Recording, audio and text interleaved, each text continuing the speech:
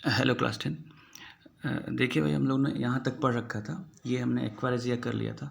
इसमें HCl और HNO3 का रेशियो था, ठीक है ना। सॉरी, HCl और मतलब हाइड्रोक्लोरिक एसिड और नाइट्रिक एसिड का मिक्सचर था इन द रेशियो ऑफ 3:1। इसमें इंपॉर्टेंट ये है कि एक्वारेजिया जो है इसमें कौन मतलब 3:1 में कौन सा 3 पार्ट है और कौन सा 1 पार्ट है, ये ज़रूरी है। तो 3 पार्ट HCl होता है और 1 पार्ट जो होता है वो HNO3 का होता है, ठीक है ना।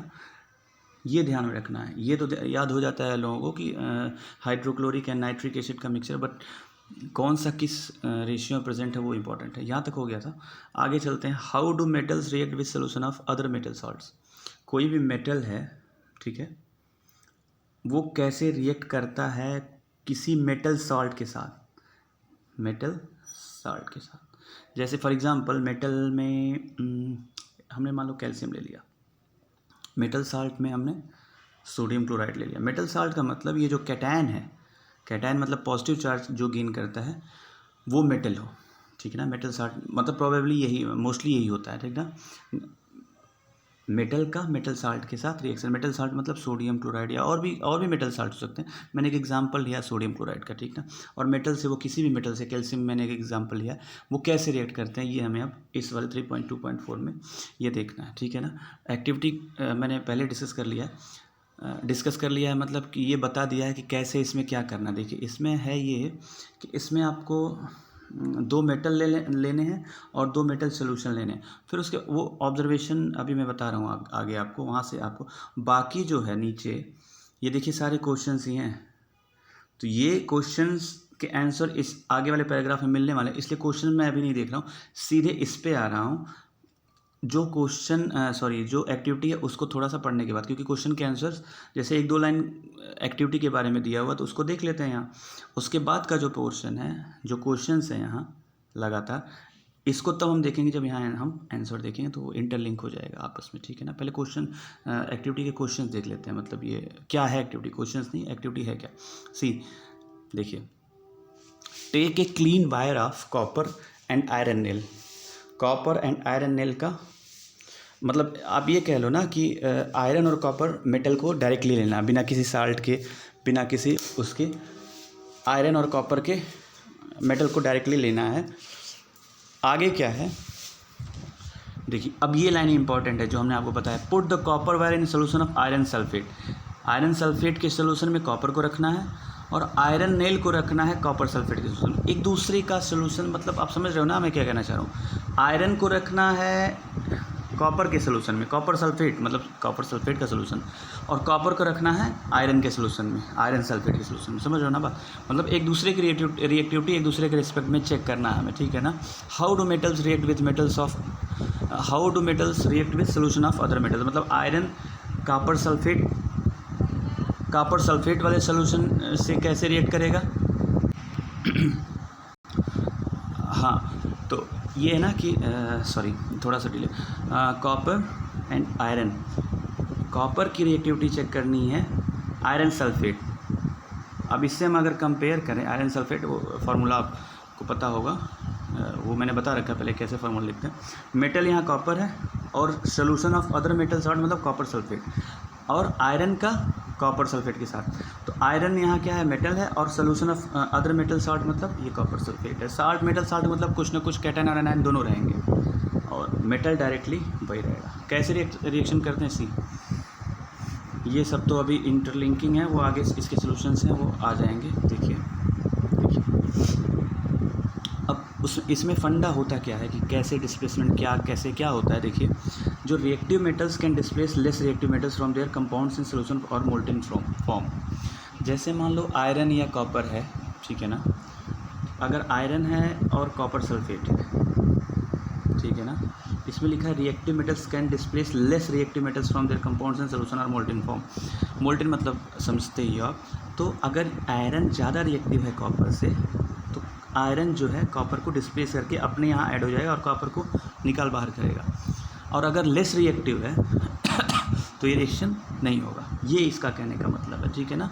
और वाइस वर्सा भी, मतलब कॉपर सल्फेट और मतलब कैटायन चेंज भी हो सकता है। अगर आयरन लिया, एक सेकेंड, अगर आयरन लिया कॉपर सल्फेट, और अगर कॉपर लिया तो आयरन सल्फेट, मतलब जो रिएक्टिव ज़्यादा होगा, अगर आयरन रिएक्टिव ज़्यादा होगा तो कॉपर सल्फेट में से कॉपर को अलग कर देगा, और अगर कॉपर ज़्यादा रिएक्टिव हुआ तो आयरन सल्फेट में से आयरन को अलग कर देगा। ये इस 3 लाइन का मतलब हुआ, ठीक ना। रिएक्टिव अभी एक आगे एक देखिए, ये है रिएक्टिविटी सीरीज़, ये ज़्यादा इंपॉर्टेंट है, ठीक है ना।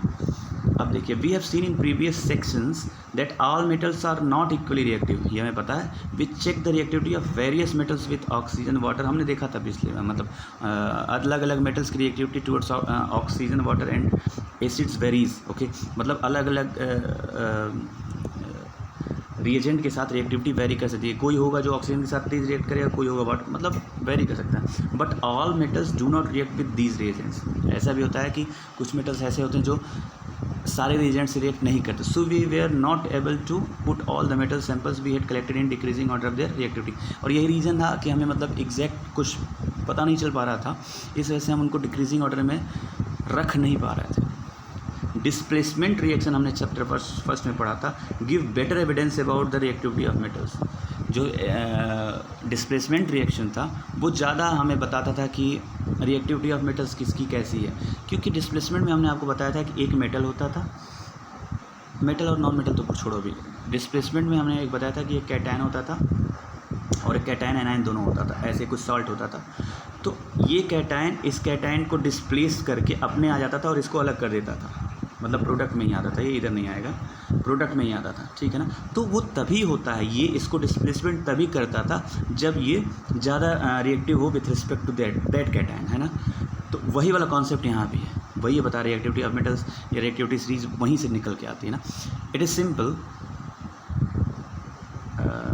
Is simple and easy if metal A displaces metal B from its solution it is more reactive than B. Obviously अगर मेटल ए है और साल्ट ऑफ मेटल बी है, और अगले प्रोडक्ट में साल्ट ऑफ सोल्यूशन ए है और मेटल बी अलग हो जा रहा है, वही मतलब अगर ए है, मेटल ए ऐसे है और प्लस बी SO4 का मान लो सल्फेट का सोल्यूशन है, मान लेता हूँ मैं, तो ए है कोई मेटल और दूसरे मेटल का साल्ट है, मेटल ए है और salt of metal B metal का साल्ट है, साल्ट ऑफ सोल्यूशन ए अगर बन जा रहा है, मतलब प्रोडक्ट में अगर ASO4 बन जा रहा है और बी अलग हो जा रहा है, जैसा कि मेटल बी, इसका सीधा सीधा मतलब है कि ए ज़्यादा रिएक्टिव था, इसीलिए ये पॉसिबल हुआ कि इसने साल्ट से बी को अलग करके अपने खुद साल्ट बना लिया और बी को अलग कर दिया। ऑब्वियसली जो मैंने आपको बताया था पहले। विच मेटल कॉपर और iron is more reactive according to your observation हम कर नहीं सकते, इसलिए हम सीधे रिएक्टिविटी सीरीज़ में आके इसका कंक्लूजन देखते हैं कि कौन सा ज़्यादा रिएक्टिविटी सीरीज़ बताता है। देखो ये है ना, ये जो सीरीज़ आपके सामने दिख रही है ऐसे, ये डिक्रीजिंग ऑर्डर ऑफ रिएक्टिविटी, मतलब ये हुआ कि कहीं के है और Na है, जैसे मान लो के है, हाँ, और बस इन दोनों का एग्जांपल लेके मैं बता रहा हूँ, के है और NaCl है, बात समझ में आई।